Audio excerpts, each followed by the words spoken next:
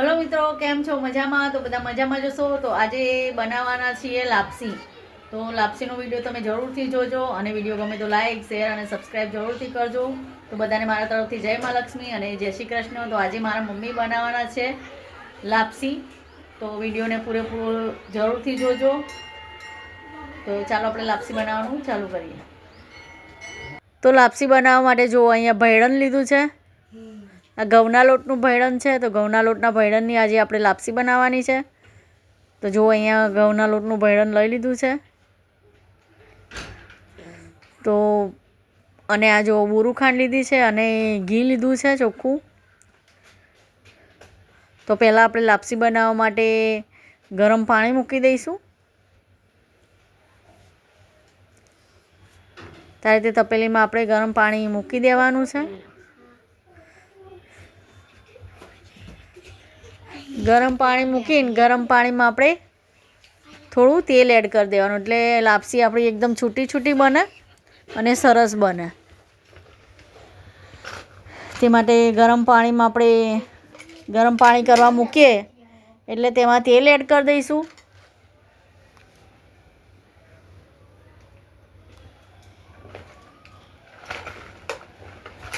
થોડું તેલ એડ કરીને પાણીને આપણે ઉકળવા દઈશું.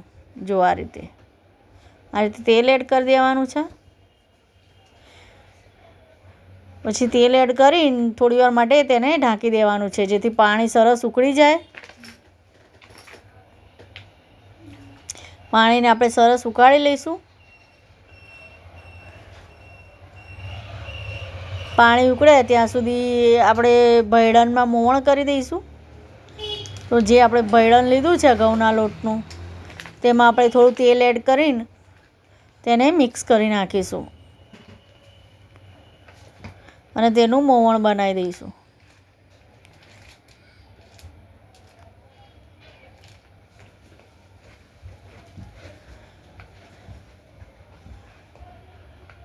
તો આપણે જોઈ લઈશું કે પાણી આપણું ગરમ થઈ ગયું છે. જો પાણી અહીંયા જો ઉકળી ગયું છે.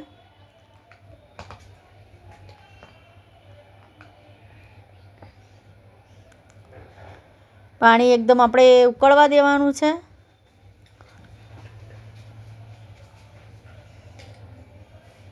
તો હવે આપણે જોઈ લઈએ. તો જો પાણી સરસ અહીંયા ઉકળી ગયું છે. જુઓ, અને તેલ તો જરૂરથી નાખજો, તો તમારી લાપસી એકદમ છૂટી છૂટી અને એકદમ સરસ બનશે.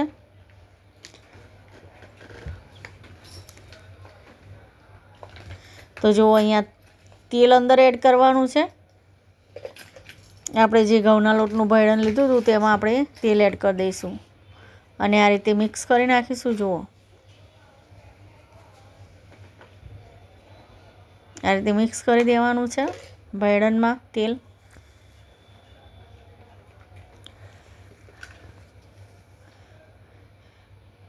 હવે તેને આપણે જે ગરમ પાણી કર્યું હતું તેમાં એડ કરી દઈશું. આ રીતે એડ કરતા જઈશું ને આ રીતે વેલણથી આ રીતે હલાવતા જઈશું. જુઓ, આ રીતે એકદમ મિક્સ થઈ જવું જોઈએ પાણીમાં.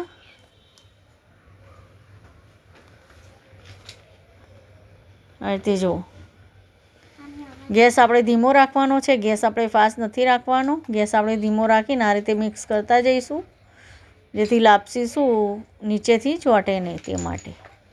તે માટે આ રીતે મિક્સ કરતું જવાનું, વેલણથી લાવતા જવાનું, જેથી બધું લોટ મિક્સ થઈ જાય પાણીમાં. હજી આને આપણે શેકાવા દઈશું, જેથી લાપસી સરસ છૂટી છૂટી બને. તે માટે લોટને બરાબર શેકાવા દેવાનો છે. છૂટી લાપસી જોઈતી હોય તો લોટ આપણે બરાબર શેકાવા દઈશું. જો આ રીતે અમારા મમ્મી લાપસી બનાવે છે. અમારા મમ્મી છે જે લાપસી બનાવે છે. તો હવે આપણે આને હલાવીને તેને થોડી વાર માટે ઢાંકી દઈશું અને ઢાંકીને આપણે તેને થોડી વાર માટે થવા દઈશું. વરાળથી બફાવા દઈશું. અહીંયા હું બુરું ખાંડની લાપસી બનાવું છું. તમારે જો ગોળની લાપસી બનાવવી હોય તો તમે ગોળની પણ બનાવી શકો છો. તો જો નીચેથી જો તમને એવું લાગે કે નીચેથી બળે છે, નીચેથી ચોંટે છે લાપસી, તો આ રીતે તવી મૂકીને આ રીતે તમે લાપસીને બનાવી શકો છો. હવે આપણે ઘી ગરમ કરી દઈશું લાપસીમાં એડ કરવા માટે. તો જો અહીંયા લાપસી જો આપણે જોઈ લઈશું એક વખત. જો અહીંયા સરસ લાપસી આપણી વફાઈ ગઈ છે, સિજાઈ ગઈ છે. તો આપણે આ રીતે મિક્સ કરી દઈશું. આ રીતે જો આ રીતે ફરીથી પણ આપણે મિક્સ કરી દેવાની છે લાપસીને, જેથી સરસ અંદરથી લાપસી સરસ ચડી જાય. જો આ રીતે તમે લાપસી બનાવજો, ખૂબ સરસ લાપસી તૈયાર થાય છે. અને તમારે ફાળા લાપસીનો વિડીયો જોવો હોય તો કમેન્ટમાં જરૂરથી જણાવજો, તો હું તમારે ફાળા લાપસી પણ બનાવી દઈશ.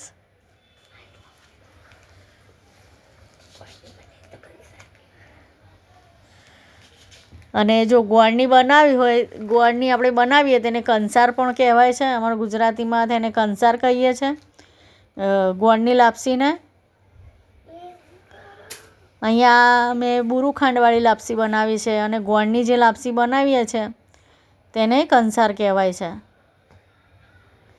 તો જુઓ અહીંયા લાપસી આપણી તૈયાર છે. તો હવે તેને આપણે કાઢી લઈશું એક થાળીમાં. તો જુઓ આ લાપસી જ્યારે તમારે ખાવી હોય ત્યારે તમારે તેમાં બુરુ ખાંડ અંદર એડ કરવાની અને ઘી એડ કરવાનું. જો આ રીતે આપણે લાપસીને પહેલાં ઠંડી કરી નાખીશું, થાળીમાં એડ કરીને આ રીતે જો આ રીતે કરીશું ને એટલે લાપસી એકદમ છૂટી છૂટી થઈ જશે. જુઓ આ રીતે મિક્સ કરી દઈશું, થોડું હલાવીને આ રીતે મિક્સ કરી દઈશું, જેથી લાપસી સરસ ઠંડી થઈ જાય. તો જુઓ આ રીતે ઠંડી થવા દઈશું.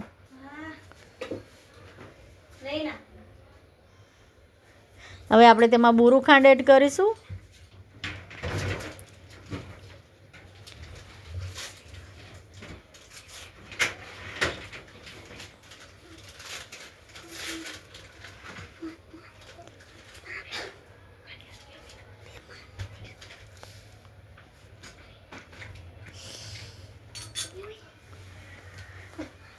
આ રીતે લાપસી આપણે ઠંડી કરી નાખીશું.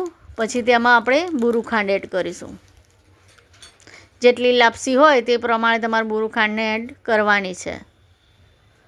જો આ રીતે બુરુ ખાંડને એડ કરી દઈશું.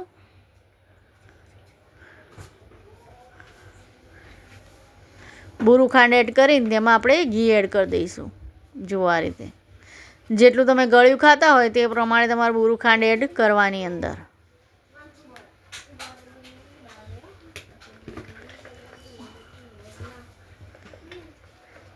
બુરુ ખાંડ એડ કરી દઈશું અને હવે ઘી એડ કરી દઈશું. જો આ રીતે ચોખ્ખું ઘી એડ કરી દેવાનું છે. તો જો ટેસ્ટી આપણી લાપસી તૈયાર છે. આ રીતે તમે બનાવશો તો ખૂબ જ ટેસ્ટી અને સરસ લાપસી તૈયાર થાય છે. તો આ રીતે ચોક્કસથી બનાવજો અને ખાજો. અને વિડીયો ગમે તો લાઈક, શેર અને સબસ્ક્રાઈબ જરૂરથી કરજો. તો જો આપણી લાપસી અહીંયા તૈયાર છે.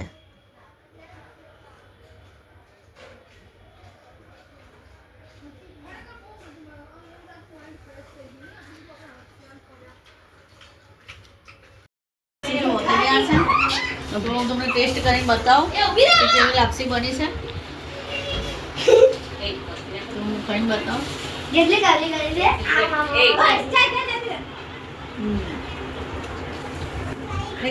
એકદમ ટેસ્ટી લાપસી બની છે. મારા મમ્મીએ બનાવી છે અને ખૂબ સરસ લાપસી બની છે. અને મારી મમ્મીની રેસિપી છે લાપસી. તો જે હું તમારી જોડે આજે શેર કરી રહી છું. વિડીયો ગમે તો લાઈક, શેર અને સબસ્ક્રાઈબ જરૂરથી કરજો. બધાને મારા તરફથી જય મા લક્ષ્મી અને જય શ્રી કૃષ્ણ. મળીશું બીજા વિડીયો.